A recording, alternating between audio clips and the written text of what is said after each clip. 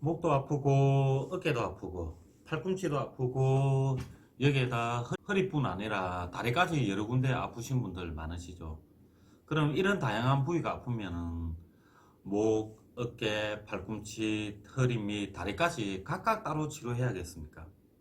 기존 치료들은 대부분 통증 부위별 치료를 따로 하고 있는데 우리 인체는 서로 다른 관절과 유기적으로 작용하는데 과연 따로 치료한 부위가 다른 부위와 서로 상호작용을 잘 할 수 있을까요? 그리고 부위별 치료 효과가 있다고 치고 시간과 비용이 너무 들기에 현실적으로 너무 비효율적이진 않을까요? 그래서 준비해 봤습니다.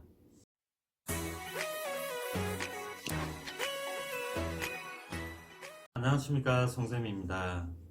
처음에는 목만 아팠는데 시간이 지나 어깨, 팔꿈치 및 허리까지 다양한 관절의 통증이 생기는 분들 많으신데 아픈 부위별로 치료하고 아픈 부위별로 운동하면 하루 종일 해도 다 못하겠죠. 그리고 비용은 어마무시하게 많이 들 것이고 근데 이렇게 치료해서 통증이라도 줄어들면 다행인데 통증이 생각만큼 줄어들지 않았던 분들도 당연히 있을 겁니다. 아, 내 얘기네 하시는 분들 계시죠? 우리 인체는 여러 관절이 유기적으로 작용합니다. 예로 팔을 들기 위해서는 이 체간과 허리 안정성 바탕에 이 날개뼈와 이팔뼈 그리고 아래팔 및 손가락뼈까지 서로 도우면서 잘 협응해서 작용하여 이 한 가지 움직임 팔을 앞으로 들거나 팔을 옆으로 들게 만드는데 부위별 치료와 운동이 이런 상호작용하는 여러 관절의 좋은 움직임을 만든다고 보장하지는 않습니다. 그래서 핵심적인 부위 하나만 잘 조절하면 우리 인체는 스스로 치료해서 회복하는 능력을 키울 수 있습니다. 그 중에 하나가 제가 자주 강조하는 부분인데 골반 평가를 통한 체형별 운동입니다. 특히 목과 어깨 또는 팔꿈치가 아픈 이유가 이 목과 날개뼈 및 팔이 중력을 이기지 못하고 쭉 늘어져서 발생하기에 이 상체는 안정성이 좋아야 팔의 움직임이 전체적으로 기능이 좋아지고 하체는 좌우 골반 불균형을 회복시켜서 이 상체의 무게 중심이 좌우 하체에 균등하게 무게 중심을 분산시키며 저절로 허리뼈 불균형이 해소되어 허리 디스크, 허리 통증 및 하지 통증까지 싹 사라집니다. 그리고 하체는 상체의 무게와 중력을 견디면서 앞으로 잘 움직일 수 있게 만들어줘야 하는 것입니다. 그래서 제가 몇 가지 영상에서 골반 기울기 평가를 통해 허리 통증 및 허리 디스크 치료 방법에 대해서 알려드렸는데 포커스가 항상 허리 디스크와 방사통 관련 설명을 많이 하다 보니 상대적으로 골반 정반 경사된 쪽 운동은 허리 디스크와 방사통에만 효과적인 운동으로 알고 계신 분들이 많아서 한 번쯤은 다시 알려드려야겠다는 생각이 들어 준비한 것도 있습니다. 자신의 상대적 골반 유형을 평가해서 골반과 하지 불균형을 해결하면 저절로 이 목, 등뼈, 척추와 날개뼈 그리고 팔까지 불균형이 좋아져서 목, 어깨, 팔꿈치 등에 나타나는 통증도 거의 사라집니다. 단순히 허리 통증, 허리 디스크, 방사통만 조절하기 위해서 제가 골반 유형을 평가해 놓으라고 한 것이 아니라는 것입니다. 그래서 예전 영상 두 편을 꼭 보시고 자신의 좌우 골반 중에 어느 쪽 골반이 상대적으로 전방 경사된 쪽인지 후방 경사된 쪽인지 꼭 평가해 놓으셔야 앞으로 제가 올리는 다양한 영상을 이해할 수 있습니다. 그래서 저는 이 여러 군데 아프신 분들에게 가장 효율적이며 효과적인 운동이 뭐냐 하면 체형별 기기 운동입니다. 그런데 때론 저도 부위별 치료 및 운동도 가르치는 부분들도 많습니다. 왜냐하면 우리 인체가 1 플러스 1은 2처럼 산술적으로 나타나는 것이 아니고 엄청나게 환자마다 케이스 바이 케이스이기에 상황에 맞게 응용하고 활용하는 것입니다. 그럼에도 불구하고 자신의 좌우 골반을 평가해서 체형에 맞는 운동을 시켜보니 환자별 개인의 상황에 따라 다르지만 대부분 좋아지는 분들이 많기 때문에 알려드리는 것입니다.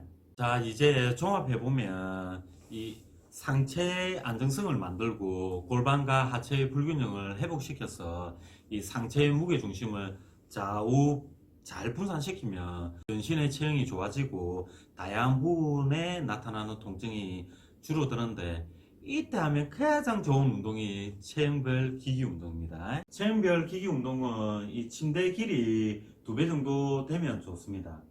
그래서 집에서는 거실에서 하면 좋겠죠. 저는 제 골반이 전방 경사된 쪽이 오른쪽이라서 이렇게 테이프를 붙여서 표시를 해 놓았습니다. 그래서 제 예전 영상을 보고 자신의 전방 경사된 쪽 골반을 찾으셨다면 저처럼 이렇게 기는 자세를 해주시면 됩니다. 근데 항상 전방 경사된 쪽 무릎이 이 반대쪽 무릎보다는 살짝 2에서 3cm 뒤에 두고 이 양쪽 팔은 이렇게 날개뼈와 수직이 되게 한 상태에 살짝 안쪽으로 돌려줍니다. 다시 한 번 더 말씀드립니다. 전방 경사된 쪽 다리를 후방 경사된 쪽보다는 2에서 3cm 정도 뒤에 두고 양쪽 팔은 날개뼈와 손목이 수직이 되게 한 상태에 살짝 안쪽으로 돌려 놓습니다. 이 자세를 보면 자연스럽게 무게가 상체에 실리게 되므로 우리는 저절로 어깨부터 팔목까지 힘을 주게 됩니다. 그럼 어깨 주위 안정성이 증가하겠죠. 증가합니다. 그리고 이런 체형별 기기 자세를 만들면 평소에 서 있거나 걸을 때 무게가 이 고관절에 많이 실리는데, 이 체형별 기기 자세에서는 이 상체에 무게가 분산되어 고관절에 무게가 많이 실리지 않게 되겠죠. 그래서 이 고관절이 잘 움직일 수 있는 준비 자세가 되는 것입니다.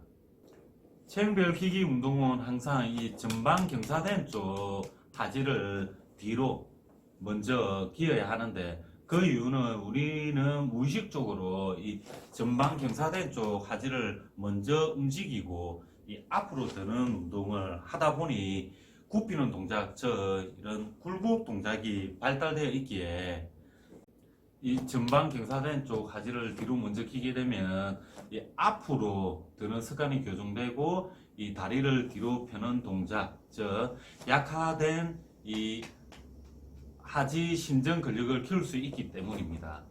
그래서 항상 뒤로 기고 나면,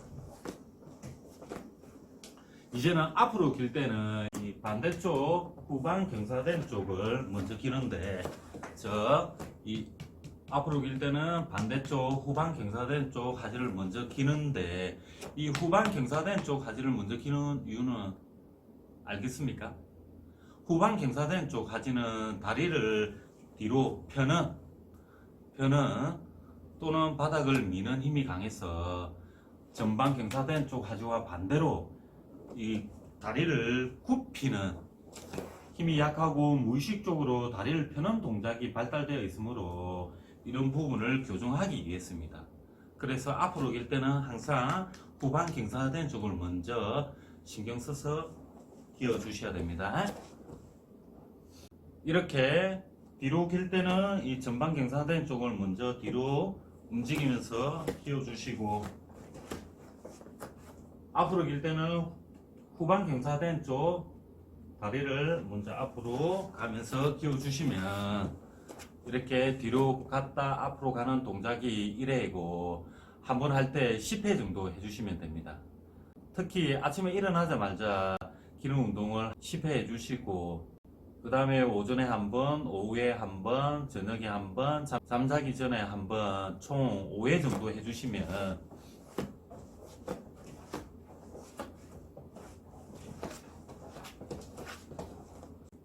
목, 어깨, 팔꿈치, 허리뿐만 아니라 하지통까지 싹 좋아집니다. 가장 중요한 사실은 꼭 평가를 하시고 운동을 하셔야 됩니다. 근데 만약에 평가를 했는데 제가 말한 것과 반대로 나오면은 이 체형별 기기 운동을 하시면 절대 안 됩니다. 이런 분들은 전문가에게 체형을 분석해서 치료받기를 권하고, 혹시나 내 체형과 맞다면 이제야 본전이니 꼭 한번 해보세요. 지금까지 나고침TV였습니다.